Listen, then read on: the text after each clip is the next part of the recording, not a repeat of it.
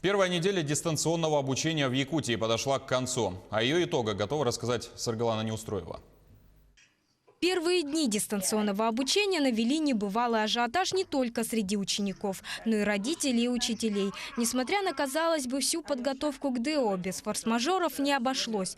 Тут и проблемы с перегрузкой серверов, длительной авторизацией и нехваткой необходимой техники. Кроме того, родители и ученики были изрядно обеспокоены проведением предстоящих экзаменов. Многие задавались вопросом, будет ли изменен формат их сдачи и каким образом будет проходить подготовка. На это Министерство образования и науки Республики Саха-Якутия ответила следующим образом. Мы приняли решение продолжить обучение школьников. Надо сказать, что 11-классники будут сдавать единый государственный экзамен в сроки, установленные Министерством просвещения, а именно с 8 июня. А 9-классники будут сдавать ОГЭ в сроки, согласованные с Рособорнадзором, также в июне. А тем временем в интернете набирали обороты посты недовольства системой дистанционного образования. То заданий много, то родители якобы стали выполнять работу учителей. Но есть и такие, кто вполне осознает всю серьезность ситуации. Говорить о том, что надо все отменить, наверное, я считаю, что это рано. Пусть дети будут чем-то заняты.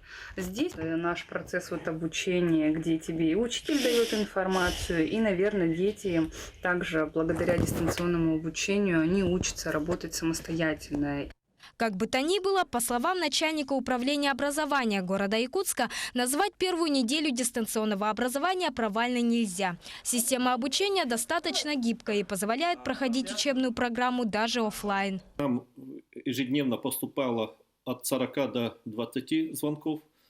Последние дни уже тревожность отпала, и в основном звонки были по распределению сухих пайков. В принципе, мы работу в части расширения каналов проводим даже на спутниковом сегменте. Мы на спутниковом сегменте договорились, что тоже увеличить скорость. Я вчера разговаривал с заместителем министра Олегом Анатольевичем Ивановым связи Российской Федерации. Сейчас работаем с ГПКС, чтобы и на спутниковом сегменте нам расширили каналы.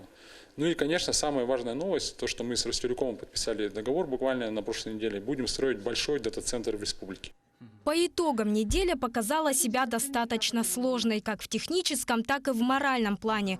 И все же стоит понимать, что это необходимые меры для безопасности не только детей и родителей, но и тех, кто отвечает за умственное, нравственное и духовное развитие ребенка – учителей. Саргалана Неустроева, Якутск.